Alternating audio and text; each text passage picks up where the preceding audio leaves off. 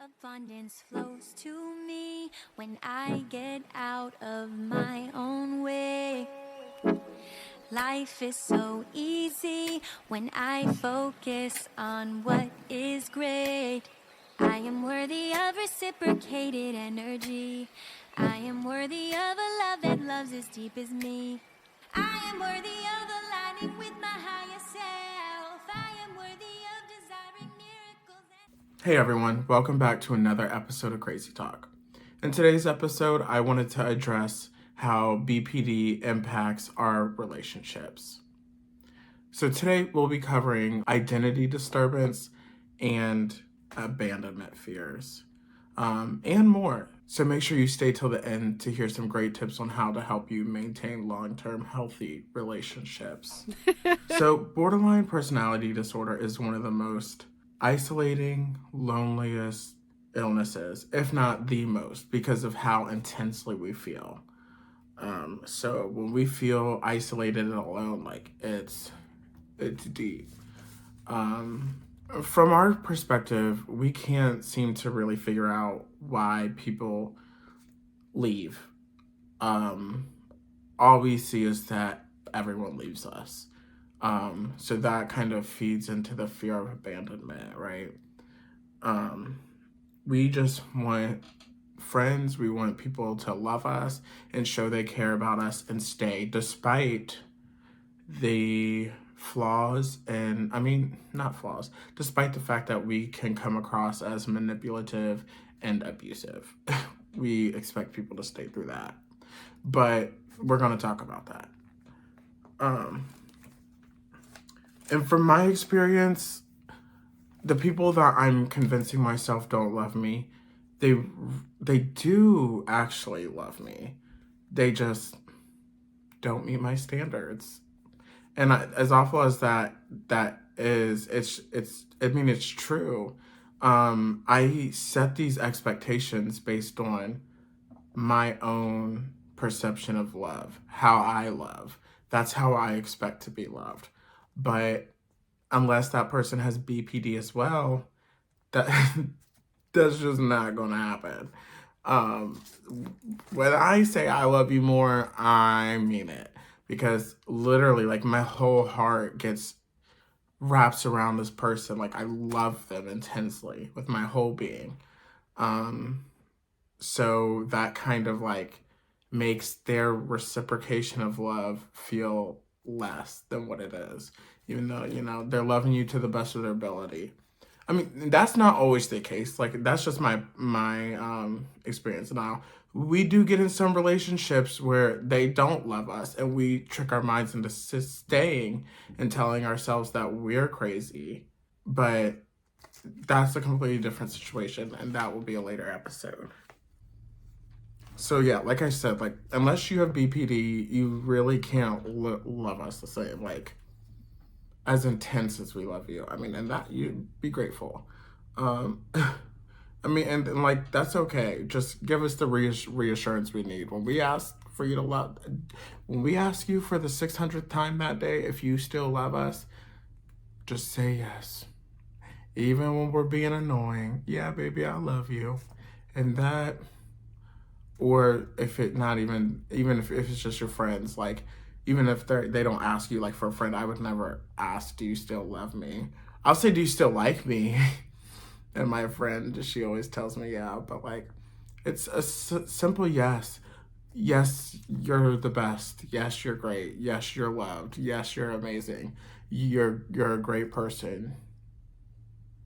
That simple act gives us so much validation and feeling of love. It just fills our cup. So, and unfortunately, that's not an easy task for some people. I've had lots of people just be like, you're too much. You're asking for too much. Like I said in episode 2, and I'm pretty sure I already said in this episode. Maybe not. Maybe I'm tripping. This is like my 6th retake. But like I said in episode 2, if it's too much for them to give you a little bit of reassurance and validation that you are loved and you are valued, you don't need them. It's not too much.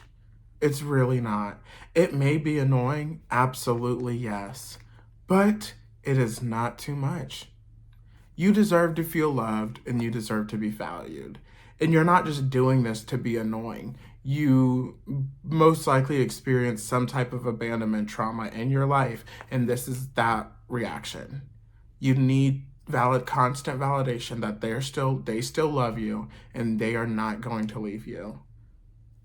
I asked my partner literally at the bare minimum 5 times a day, do you still love me? Do you still want to be with me? Am I too much? Is this too much for you? And oh God, I might cry. That simple reassurance is just so much.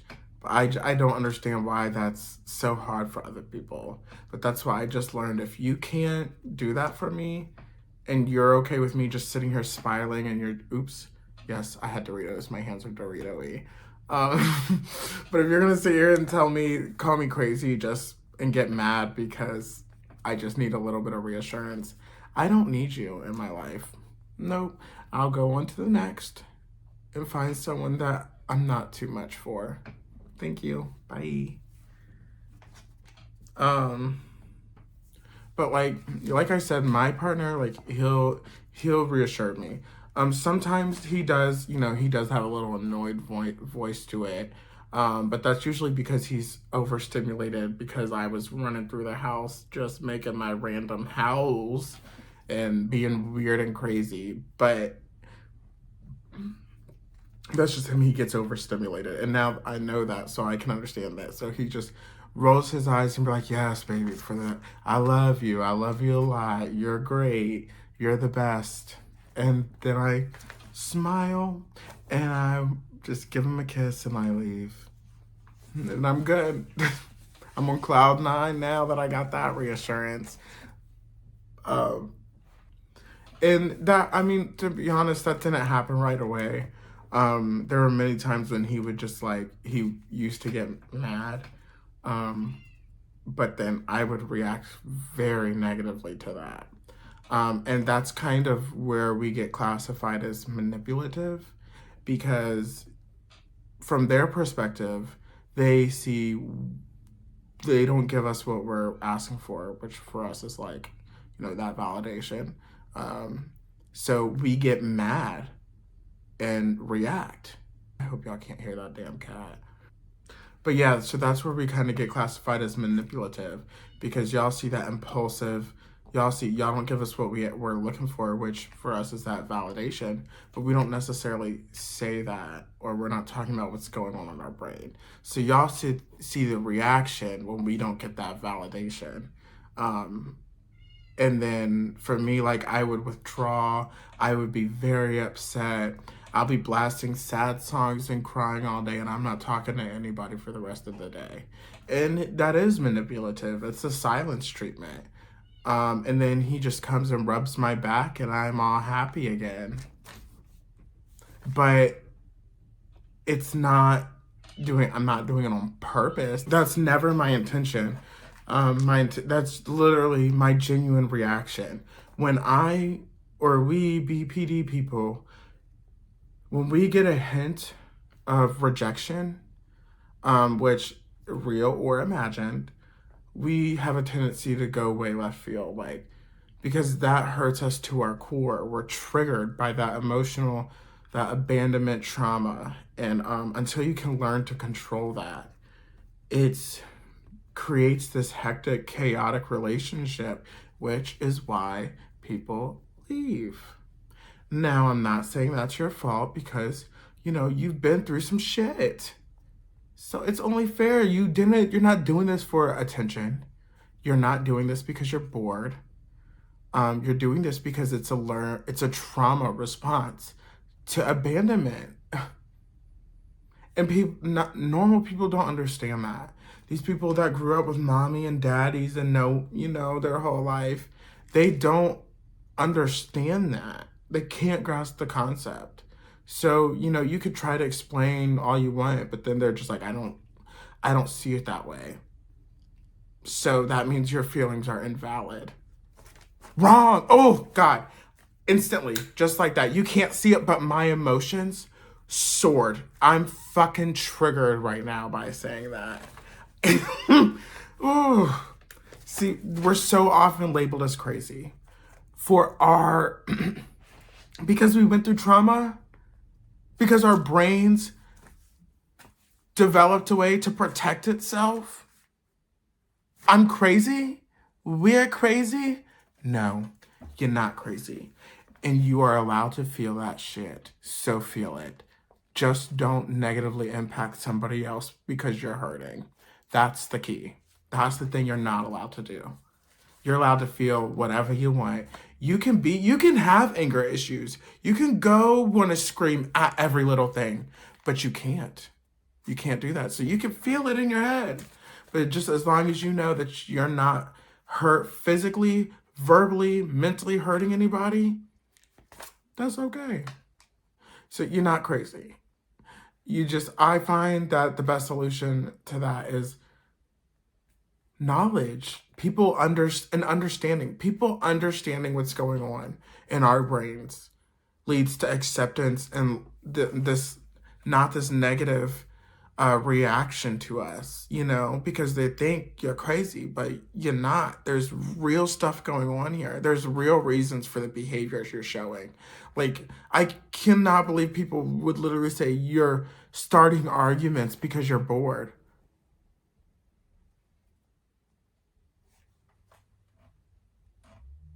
I don't know about you, but I think I'd much rather watch an argument on TV than fucking have a heart rate of 130, my blood pressure up, hot and sweaty, pulse racing, feeling sick to my stomach, and feeling like my whole world's going to be crumbling down every time someone hurts my feelings. Oh yeah, that's real excitement. Ah, anyways. So the point is, learning your triggers is the key to that. And that's really the key to maintaining a healthy relationship, because you can't be out here unstable, acting crazy and acting a fool every time someone hurts your feelings.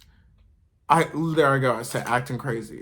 I mean, it is to them. It is crazy. It does seem crazy. It's erratic and impulsive, self-destructive behavior that they cannot grasp. They cannot grasp the concept of, because it makes sense to us does not make it make sense to them in reality. And it's an unhealthy, certain things are an unhealthy behavior. I've learned that some people can take, like for me, some people can take me walking away and not talking as an unhealthy behavior. But honestly, that's a lot better than me reacting at every single thing that annoys me when I'm hurting. So instead, my family knows that when my door is closed and I'm in bed and I'm not responding, I just need time. And then I come around. I have been very open with my mindset and my mental health, so they are both aware of what's going on. I feel like that's very important, because if you're just over here acting a certain way, nobody's understanding what's going on in your brain. How can they really how can they get an understanding? How can they empathize if they don't know? You know. So that's like, our lack of communication, because we fear people are going to leave us if we tell them what's going on in our brain, is really has the reverse side effect, and it just feeds this cycle. So even though, like for me, when I'm upset, my first instinct is I can't tell them. I can't tell anybody that I'm upset, because if I do, they're going to be mad and they're going to react and they're going to leave. I mean, in the end, I always leave before them every single time when that argument. So, I mean, it doesn't make sense. Communicate what's wrong. So now our next topic, identity disturbance, or self-identity, the lack thereof. This is a big one for borderline personality. I don't think it's as impactful as the mood swings and things like that I was talking about earlier, or just talking about. But it's still impactful, because you're having a lack of self-identity really can come off as someone who is not put together. They're kind of chaotic and living like a free, crazy, like up and down life. But in reality, I mean, it can feel like that for us too, but that's not by choice. So, what does identity disturbance look like? So, if you're frequently changing your jobs, God, I have literally at least 3 W-2s a year. Frequently changing friends, um, frequently changing aspirations, um, frequently changing your opinions and beliefs, and like frequently making different like big life changes. Like I'm going to college, or I'm changing this degree, or um, I'm moving to Arizona and now I want to move to Florida. I'm breaking up with my fiance. Now I think I like somebody else. Stuff, stuff like big life decisions. But all of these, if you're having all these symptoms, then you likely suffer from identity disturbance. If you are suffering from, a lack of self identity, you're probably very well aware of it. I know I definitely was, but I was so surprised to find out there was a term for it. You know, I just thought it was me. And then I got into my borderline personality group and then found out that other people do the same thing. And then I was researching for this episode and I found vocabulary for it. I love when I find terms for words that describe me because I feel so less abnormal. But anyways, back on topic. You most likely know. You've probably felt some like, what's my purpose? What am I doing with my life? You have been pulled in every single direction. You have no idea what you want to do. Do you want to be a mom or dad? Do you want to be a professor? Do you want to be a bum? The possibilities are endless. There have been many times where I'm just like, I just want to fuck everything. I'll be a bum on the side of the street. But luckily, I never gave in to that impulse, so don't. But anyways, and it's not as simple as just that, to us, we always have our reasons for this stuff. Like, I don't just change jobs because I want something different. I change jobs because my brain is fucking crazy. I mean, I should stop using that word. But shit always happens when I go to jobs. So there's always a reason for me to leave. I always get upset. And after about 3 months, I'm literally ready to kill myself. So instead of killing myself, I quit and find a new job. But anyways, the point is all of these point to someone unstable. And most normal people don't really want to associate with someone unstable because who you associate with affects who you are. Parents always said that, and I was like, that don't make no damn sense, but it makes perfect sense. Who you associate with affects who you are. And for us, with identity disturbance, this is especially true because we literally soak up their personalities. We become our favorite person every time. We pick up characteristics and traits we like from other people. Even movies. I've noticed there have been many things. Woo! I like, oh God, I feel so, I relate to this person right here. And then so I'm watching the show, next thing you know, I'm starting to talk like them. I'm starting to put hand movements like this. Like it's just simple things like that. And then like for us, like when you're in a relationship or something, it's so easy for us to get lost and lose ourselves. Well, first of all, because we have a very weak sense of who we are to begin with. So we're insecure. So we're just willing to do whatever that person wants and say we like whatever they like so they don't leave.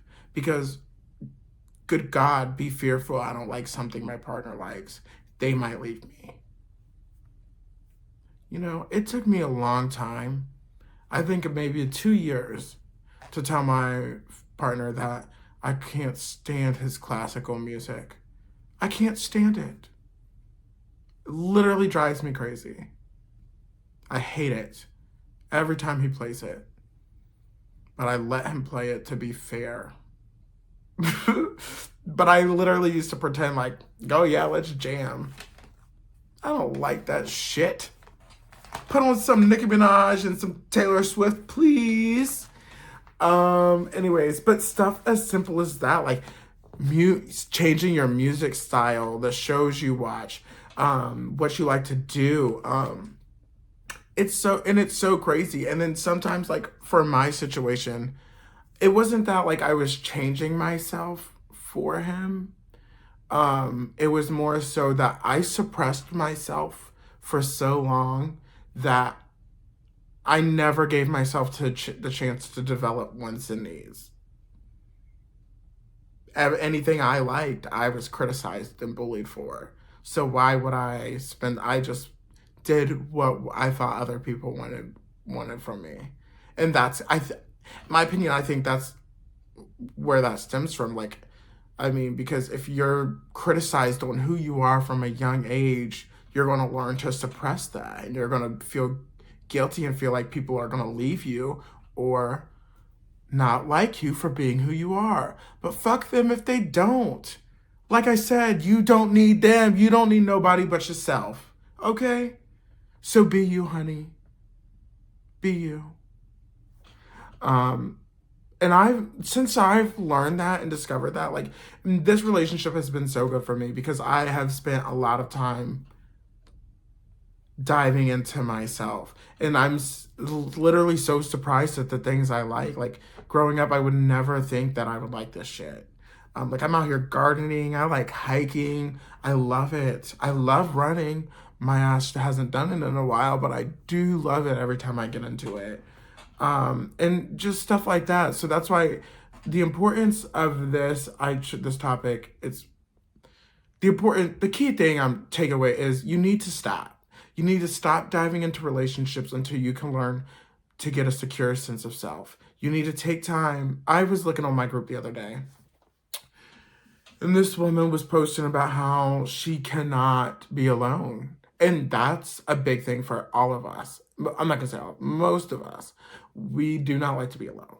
So we'll do anything and everything to get into the next relationship. We feel this urgency to fill that void. But that's a problem. If you feel like that, that's your sign. You need to stop. You don't need no boy. You don't need, oh God, and it gets me, these boys out here. There's boys out here just feel like sex just solves everything. So they're just going and screwing girls left and right because they're hurt. They're going to hurt other people.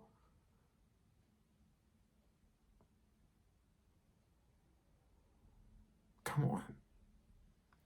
How about instead of masking this pain you're feeling, accept it, embrace it, acknowledge it, and talk about it so other boys don't feel that way? What a world we could live in. It's not just BPD, and I don't like labels. I can't stand them. I can't stand them because we're all connected. Like, it's just, no, I don't like category. I don't like it. I just can't stand it because I'm speaking for all of us. There's so many people that do this that don't fall under BPD.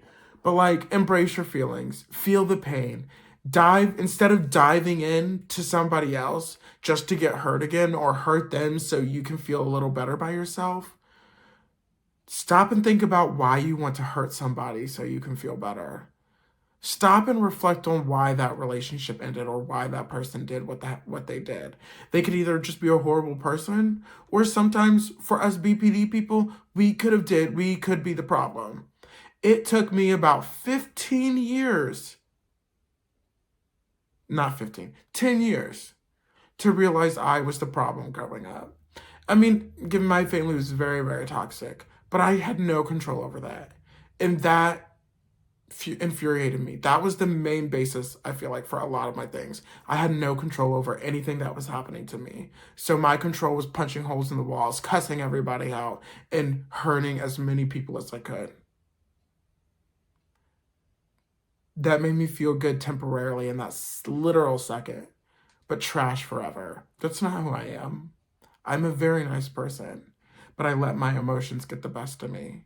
And that's why before you're jumping into these relationships and hurting other people, it's important to take the time, dive in, and find out your triggers, why you're reacting this way, why you're hurting. These feelings, I said this last episode, these feelings are here to tell you something's wrong. It's the same thing as a pain receptor. When you burn your hand, your that pain is not just because. I mean, it's happening, but it's your body telling you something's wrong. There's something hurting you. So when you're feeling that rage and that pain and that hurt, that's your body telling you something's hurting you. Something's wrong. So instead of taking it out on somebody else and masking it and putting would you put a band-aid on a burn? No. So don't put a band-aid over those feelings. Feel that shit, dive into it, and address your issues. And I promise to God, people will come to you, the right people, not the people that you're pretending to be like, just because any attention fills that void. If you are not okay with being by yourself, then you have work to do. And by all means, I'm not pretending to be all perfect. I'm not. But I'm definitely okay with myself. I love myself now. You can too. Just stop putting your worth in these people. They are not gods. Oh my God. Oh, I almost forgot to say this quote I had written down. Like the famous Christina Yang once said, they are not the sun. You are. Okay? And that relates to, that is true for every single one of you. Do not think of anybody as a god. They are not. You are the star of your own show. You cannot control how they react. You cannot control how they treat you. You can control how you feel, though. You can control what you allow to affect you. You can control that. So, I think I got way off topic again. I have ADHD so bad. But anyways, the point is, take time alone to find out who you are, the things you like, what you want out of your life. And you should know those deep. You should know who you are to the core before you're in any type of relationship.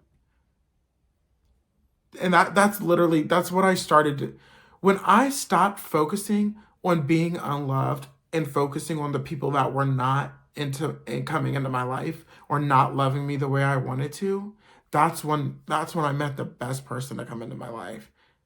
That's when my life changed for the absolute better. My life has only been going uphill since then. And this is not no fake facade for online stuff. Literally, I was homeless. Had these crazy ass roommates. And now I'm in my own house with the man I loved for 4 years, raising a kid, living, I guess, close to the American dream until I buy a house. I'm living a very good life. A life that I dreamt for years for having. That I swore. I tried to take my life many times because I swore I wasn't deserving of it and I would never obtain it.